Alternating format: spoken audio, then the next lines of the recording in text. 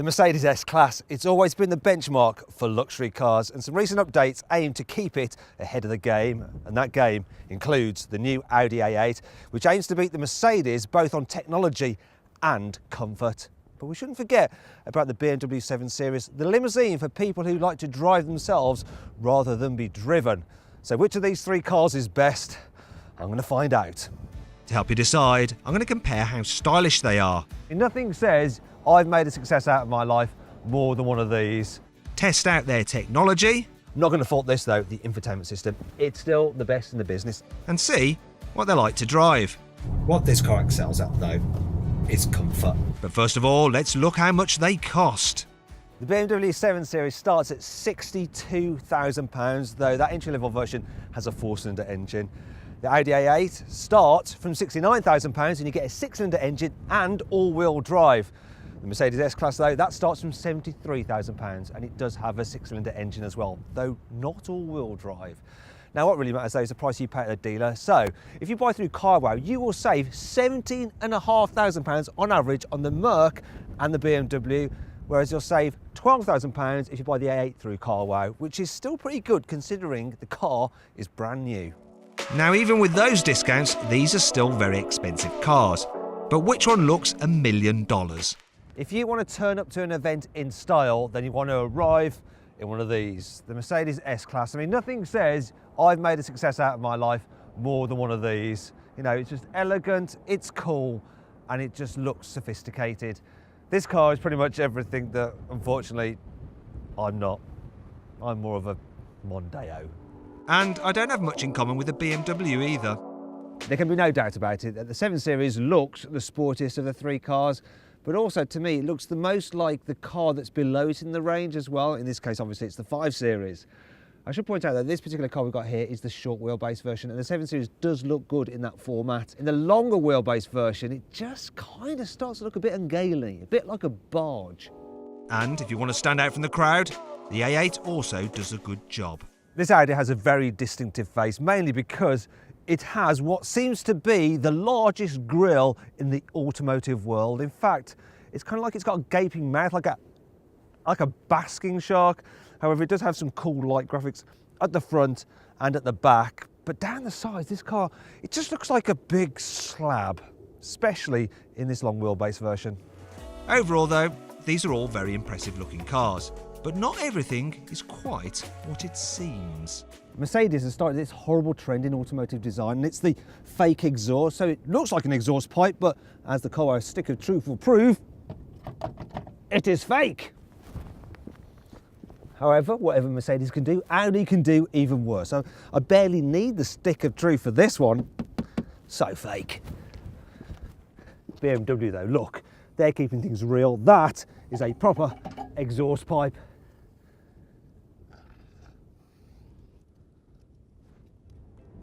The CarWow stick of truth!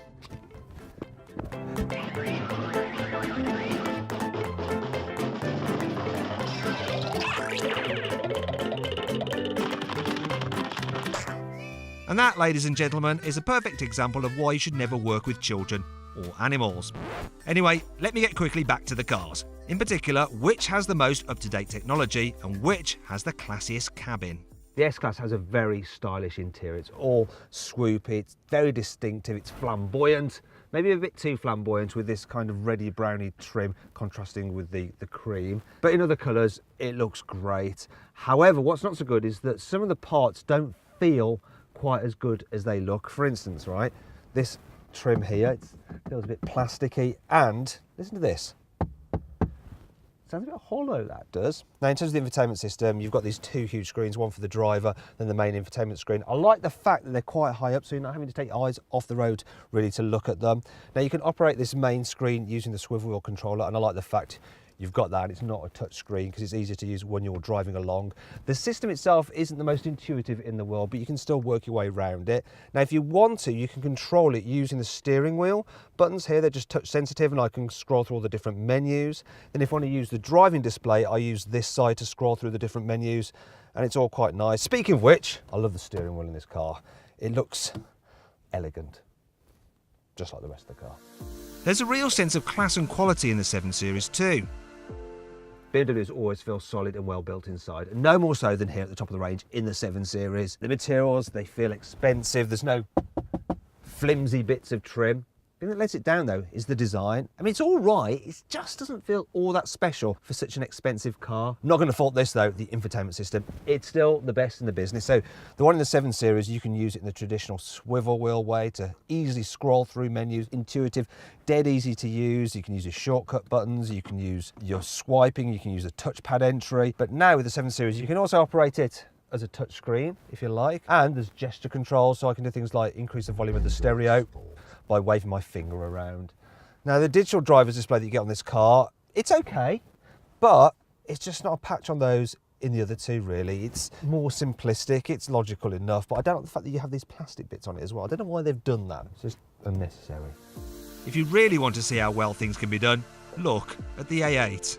When it comes to interiors, nobody does them better than Audi, and this A8 is the pinnacle of what they can do. It's an absolutely gorgeous cabin. You might think it's not quite as showy as the Mercedes or the BMW, but it's got that kind of minimalistic Bauhaus kind of Germanic geometric cool to it. I love it, and the material quality is second to none. So the wood that they use, it's lovely quality. The solid sounding doors when you tap them, it's all just top notch. And then there's features such as this. When I put the ignition on, the air vents open up and the vents rotate forward to lie flush with the rest of the trim. Then there's Audi's new infotainment screen. So I'm just going to turn it on. As you can see, it appears in the dash. When it's off, it's just all looks seamless, and it's fully touchscreen, and it's not operated with a swivel like before, which is a big mistake because touchscreens are just harder to operate while you're driving. To be fair, Audi has tried to make it a little bit easier because when you press one of the icons, it clicks and the screen vibrates. So you do know you're pressing it, but it's not as easy to use as just a simple button.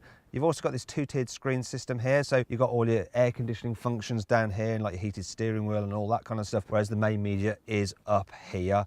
Now, if I'm putting stuff into the navigation, I can actually use this big panel here to write in letters. N. Also, you get Audi's virtual cockpit here if you don't want to use that system, and that's the best one to use while you're driving. So you can scroll through all the different options. You can also use the Navi there. You can change the different views, and you've got Google Earth as well because obviously you're connected to the internet like you are in the other cars. It's all very simple, very nice and clear, and I think it's the best digital dial system you can get in any car at the moment. Of course, as with the other two cars, you've also got voice commands as well. If you don't want to use buttons or dials or anything, you can just say what you want the car to do within reason. But yeah, what an interior. And thanks to that space-age cabin, the Audi has edged slightly ahead of its alternatives. But the fact is, if you're considering one of these cars, you may well be seeing its interior from the back seats. So, which is the best to be driven around in? In standard form, the S-Class is very comfy in the back seats, but this long wheelbase version is particularly comfy because I've got the upgraded seat package. So it's £5,000, and what you get is this system, look. So for the person who sits behind the front passenger, you can extend the front passenger seat all the way forward. I can then recline to an angle of 37 degrees. I've got a rest for my calves, and there's another one for my feet, and I can just chill. It's absolutely lovely. There's also these extra pillows here which are really nice, comfy and cushioning. Other things that come in the package include, oh look, heating and cooling for your cup holders and these work tables. So they are a bit of origami to get them out, and then there you have it. That's it, that's the right way around. But they're not great for typing on because they vibrate, as you can see. Another thing that's not so good, I don't think, is this. Look, let me just put this away. Is the fact that these tablet screens, they're not touch screen. You can only operate them by this. Now that's handy when you've got them extended all the way forward like that, but when they're in the normal position, it's just gonna be easier to use a touch screen. Can't complain about this though. Look, I've got a handy place for my mobile phone. And if my phone did wireless charging, it would charge it for me. And if it was out of battery, look at this. I can use a temporary one, which is just connected via Bluetooth to my own phone. Perfect. The 7 Series isn't far short of perfect either. So this may be the short wheelbase version of the 7 Series, but as you can see, there's still loads of room here in the back. You only really need the long wheelbase cars if you're a chauffeur or you're a VIP who really wants to stretch out. And what I can do in the back of this car is still, look, I can recline the seats to get myself more comfortable, and it is very comfy. I love these seats actually, the contour effect on them, and they're supportive yet they're comfortable. Yeah, it's more than adequate. more than adequate. And it's very much the same story in the A8. The rear of this Audi is a really nice place to be. So the seats provide this great blend of comfort and support. The ComSat in here has the optional comfort pack, which includes some slightly upgraded seats. So I can recline them and slide them forward to get myself a little bit more comfortable. I can also, if I want to, move the front chair out of the way a little bit as well, to give myself a bit more room, as long as there's no one sitting there. This car also has the little tablet to control all the various systems. It's a £500 extra, and I can do things like operate the blinds with it. I can also control the seats and do the massage. I can control the lights, which includes the matrix lighting you get as part of the comfort pack.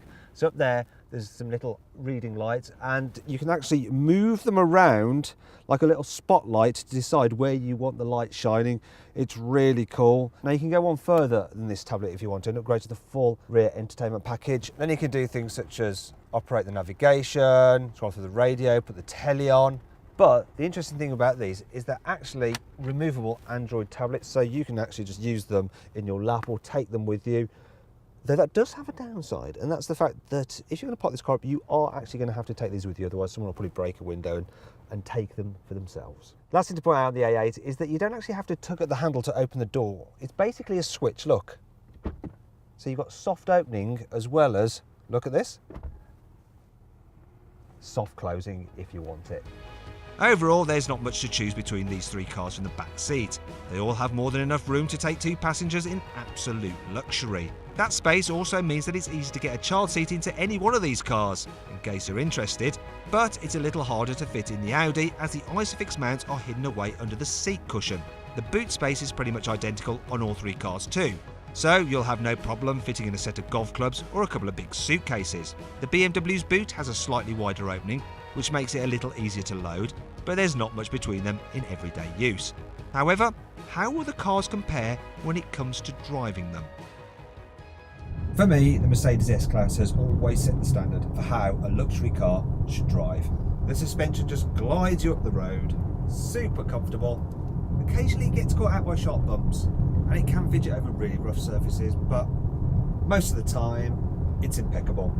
Then there's the quietness. It's a relaxing car, not too much noise entering from the outside. It just isolates you from the world, makes you forget about all your cares and worries. It's a lovely thing, but then if I put into dynamic, also known as sporty mode, it sharpens everything up. For a big car, it handles very well. I particularly like the steering. It feels connected to the road. You can actually have some fun in this big old barge. It's very surprising. I've also got to praise this car's new straight 6 3-litre diesel engine. It's almost as smooth as a petrol engine. It pulls really hard and it gives decent economy, so I'm averaging 31 miles per gallon. It's alright. It's a very nice engine. It works well with this smooth, responsive gearbox as well. Tell you what, when it comes to driving, this car sets the bar really, really high. It's like up there. Actually, it's probably up there, really. It's that good. Also, there's just something about driving along and seeing that Mercedes star on the bonnet. Makes you feel special. So jumping into the 7 Series after the S-Class, the differences are very, very subtle, but they are there. For instance, the suspension in this doesn't seem to float over bumps in the same way that it does in the Mercedes. Noise levels, yeah, it's quiet, this car. Perhaps the Mercedes is a bit quieter, but not by that much of a margin for it to make any kind of difference. One thing that I have noticed though is the steering. In this car, bizarrely for a BMW, it just doesn't feel connected to the front wheels. Now I can put the car into sport mode to stiffen up the suspension and add weight to the steering to make it feel more sporty. But then the ride is way too firm and actually doesn't seem to drive quite as well as the Mercedes in the sporty mode either. The Mercedes is more fun. What's BMW doing? I'll tell you what it's doing. It's doing good engines, because this 3-litre diesel 40D is very, very quick. I mean, it flies. And yet it's still doing pretty much 34 miles per gallon. Also the gearbox, it's smooth, it's slick, it's responsive. However, overall to drive, it's not quite as good as the Mercedes. Finally, we come to the Audi. Now I want to start with what's not quite so good about it. I think that's the engine. The one in the Mercedes is definitely quieter and smoother. I can't fault the engine for its performance though, because it is strong. The gearbox is good too, though not quite as good as those in the other two cars. As for the economy, well, it's doing 34 miles per gallon. It's pretty good. Then there's the handling. Yeah, the steering's not quite as sharp as it is in the Mercedes, but the car goes exactly where you point it, and because of that Quattro all-wheel drive, there's lots of reassuring grip. What this car excels at, though, is comfort. It's just so unbelievably relaxing to travel in. The air suspension is even better than that in the Mercedes. There's no fidgeting over rough surfaces, nor jolts when you go over potholes. And it's so quiet in here, the sound insulation, second to none. This is just a really lovely car to drive or be driven in. You know, I said the Mercedes set the bar there for driving? Well, this Audi now moves it to like completely out of shot. So then, what's my final verdict? Well, the BMW 7 Series, it's a lovely car. It's just not as lovely a luxury car as the Mercedes S-Class. Like I said at the beginning, it's the benchmark. Don't. It's actually not the benchmark anymore. That is the Audi A8. When it comes to comfort, luxury and technology, it now leads the field, and that's why it wins this test. If you enjoyed this video, please like it, comment on it and share it. Also click on our logo to subscribe to this channel, and if you click on the bottom right hand corner you can actually watch more of our content. Meanwhile, click over to the right to go to our deals page to see how much money you can save on a new car at CarWow.